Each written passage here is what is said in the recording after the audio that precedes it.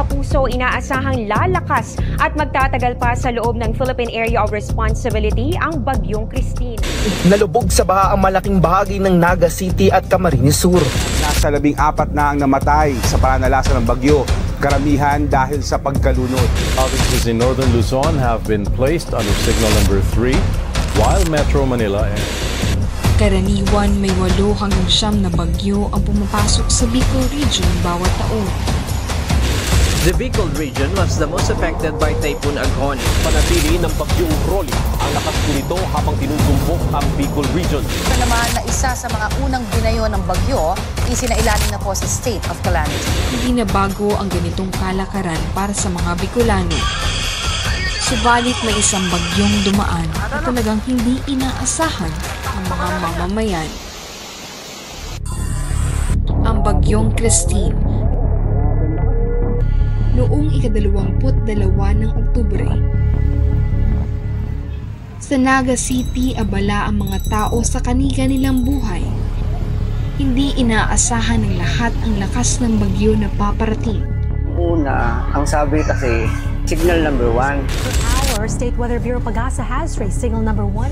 Tropical cyclone signal number 1. Ang bawat sulok ng syudad ay naging saksi sa mga kwento ng katatagan at pagtutulungan sa harap ng kalamidad.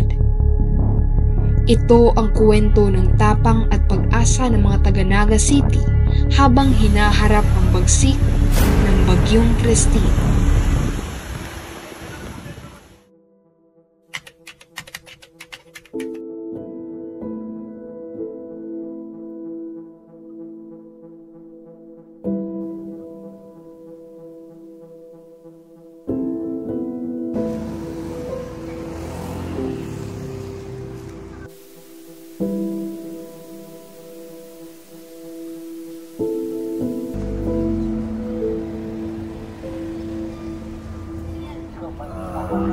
Ako si Aris N. Bongon, residing here at Camellia,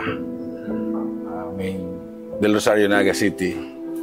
Yun yung una, yung binabalita pa lang yung Christine, na hindi naman talaga siya typhoon eh. Hindi naman siya classified as typhoon. Ano pa lang siya, tropical storm. West, roughly 500 kilometers east of Bicol region as a tropical storm. Kaya medyo kampante pa, kahit yung iba alam ko kampante sila. Ako pala si Reynald Salon, taga Bagong Bayan Sur, Urbang Kibolak, Bagong Bayan Sur. Bilang empleyado di sa Ateneo bilang utility. Yung una, ang sabi kasi, signal number 1, yung pag-alam namin. Tapos, ang ibabagsak daw ng tubig is 200 mm. And sabi naman ni Padua, is nadoble daw. Hindi inaasahan ng marami ang bagsik at pinsalang dulot ng Bagyong Christine. Sa kanyang hagupit, maraming mamamayan ang hindi handa sa pagsubok na dala ng kalamidad.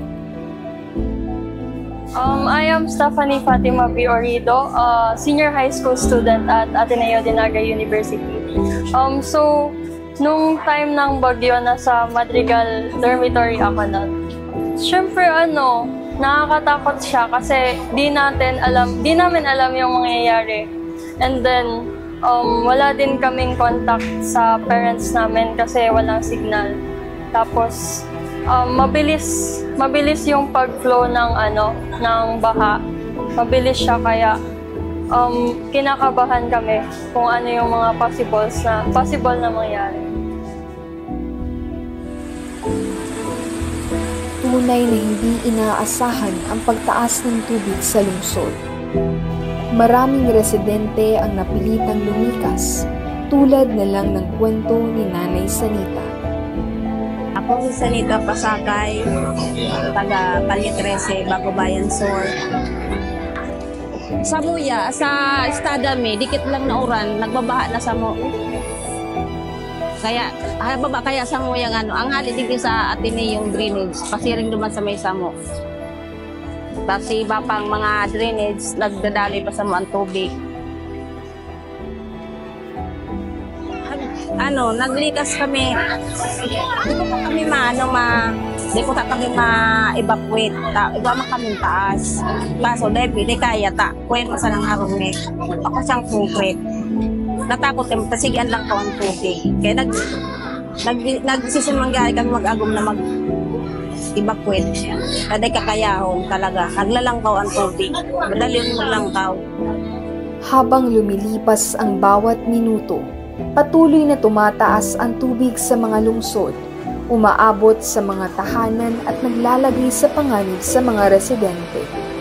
Ngunit sa gitna ng dilubyong ito, nagpakita ng katapangan ang ating mga bayani, ang mga rescuers na matapang na hinarap ang baha para maisalba at matulungan ang kanilang kapwa. Narito ang kanilang kwento. Ako si Ronald Castro, security guard dito sa Ateneo Dinaga University. Ako po si Joshua Sayritan, siya ring security guard sa Ateneo po. Bali po, dito po kami sa Alinga, sa second floor, nandito po kami dalawa parang naka-duty. Tapos yung mga estudyante po, may nagchat-chat po sa kanila na ganyan daw, may natrap daw dun sa Santa Cruz, sa boarding house. Tapos, sabi ko sa kanya na pumunta na doon at magtawag na ng ibang gwardiya para mailabas yung mga natrap doon sa boarding house. May mga matatanda bata, saka may mga aso, pusa na nirescue din doon. As in, kalahating oras lang, butas tumaas yung tubig talaga. Kasi yung mga gamit namin doon sa may main gate, yung iba doon hindi namin na-survive yung mga papeles. Kasi inisip namin yung mga sarili namin, yung mga estudyante. Yun po. Pagkatapos na nakakatakot na bagyong humagupit sa lugar, tila hindi pa rin natatapos ang mga pagsubok para sa mga residente. Mas matindi ang kanilang hinaharap ngayon. Ang hamon kung paano muling babangon muli sa matinding pinsala. Isang halimbawa nito ay ang kwento sa pakikibaka at sakripisyo na ginawa ni Aris Bongong. Grabe, devastating talaga. Napakabilis tumaas ng tubig. Hindi na namin alam kung anong gagawin. Yung mga anak ko nag-iiyakan. Itong Christine, pero naramdaman ko na napanghinaan ako ng loob, pero hindi ko pinakita sa mga anak ko kasi pag napakita ko na nanghina ako, mas manghihina rin sila. Dito sa amin, actually dito sa amin, sa likod namin dumaan yung tubig. Umaga pa hapon, tinitingnan namin yung tubig dyan sa creek. Medyo mabilis yung pagkasa, mabilis tumaas. Malapit ng dumilim, yun nga, may tubig na dito sa side namin. Sabi ko, hindi na. Kasi sa tingin ko, mataas yung itong tatayo namin ng bahay. Pero hindi ko talaga inaakala, mga bandang medyo bago dumilim, talagang mataas na siya. Hindi pa rin ako, sinabi ko pa rin sa sarili ko, hindi na aakit to sa loob, hindi na papasok ito. Pero nung anak ko nagluluto sa likod, biglang sinabi niya may tubig na raw sa kusina. Iyon, ako pa nga yung nagbabantay sa mga dumadaan ng mga sasakyan para wag na talaga silang padaanin kasi nga malalim na dito sa may rotonda. Minsan may mga nagpumilit.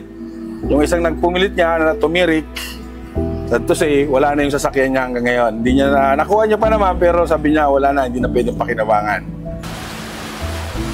Yun na, nung sarado na kami, akala ko, kasi may tumawag sa akin kumpare, yung sasakyan raw, kung pwede itingnan ko.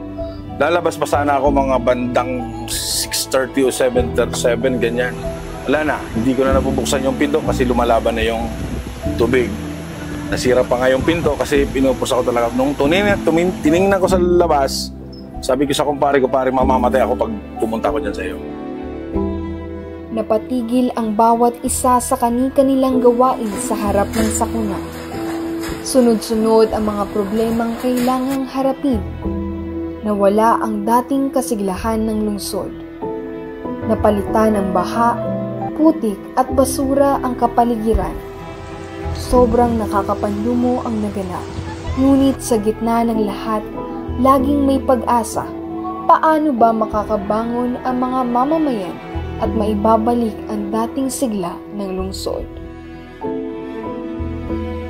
Medyo makalumo, medyo natakot sa mga bata. As hindi mo na-speak na yung pinagpundar ng mga, alam na yung mga gamit, mawawala lang madalian. Pero di ko na iniisip ang gamit. Ang importante, mabuhay, maisalba ang mga buhay ng tao. During po nung nangyayari po yun, habang naka-duty ako dito, yung iniisip ko yung pamilya ko. Sabi ko, niligtas namin yung ibang buhay, yung pamilya namin, hindi namin ma-secured kung okay ba sila. Kaya grabe yung pag-aalala namin. Sa ngayon, patuloy ang pagtutulungan upang maibalik ang dating sigla ng lungsod. Ang nangyaring trahedya ay nagmarka sa bawat isa. Ipinapaalala ang kahalagahan ng pakikipagkapwa, paghahanda at pagpapahalaga sa ating kapaligiran. So, sa Kuya, this is I think the worst that I experienced, the natural disaster. I'm praying na may na mangyaring alganiyo pero di kita maging kumpiyansa. Sana makanod kita. We learn from this experience. We plan out ano mangyayari and help makatabang. Siguro dapat saron niyo sa maging panalmingan, maging basihan kung anong dapat tagibuhon in the near future. No? We have problems like the global warming, climate change. So those are indicators na we really have to do something for our planet Earth, to our home. No? We have to take care of our environment. Kaya po ang pangalaga ng environment. Kasi we don't know what will happen in the near future. It may be worse. It may be worse in the next days to come. No, it's the next months or years to come. No, but hopefully, keeping my fingers crossed. Hopefully, people will learn and people will do something about this, about our global problem on environment. Sa bawat pagtaas ng tubig baha, tila nawawala ang lahat ng pinaghirapan. Ang mga kalsada ay naging ilog, mga bahay ay nalubog, at ng kapalaran ng karamihan ay inanod sa kawalan. Ang bawat pag-apaw ng tubig ay kwento ng sakripisyo at pagdurusa, tulad ng sakripisyong isantabi ang pamilya upang mapaglingkuran ang madla. At ang pagdurusay tila alon, hampas ng katotohanan, ang mga pinunda na naglaho sa isang iglap, ang pagluha ng puso na mahiwalay sa pamilya, at ang mga buhay na pansamantalang naantala. Sa gitna ng unos, imulat natin ang ating mga mata sa kahalagahan ng isang maganda at malinis na kapaligiran. Ang bawat hamon ay naging gabay na nagturo sa atin ng halaga ng pagkakaisa, pag-aaruga at pangangalaga sa ating kapaligiran at komunidad. Sa kabila ng bagyo, sakuna, ang diwa ng bayanihan at malasakit ang maghahari, humihimok sa ating lahat ng pagkakaisa at sama-samang pagkilos. Laging tandaan na sa pagmamahal sa kapwa at kalikasan, matatagpuan ang tunay na kaligtasan. Sa bawat pagsubok, sama-sama tayong babangon at sa dulo ng bagyo, sisikat ang araw, magbibigay liwanag at pag-asa sa ating lahat.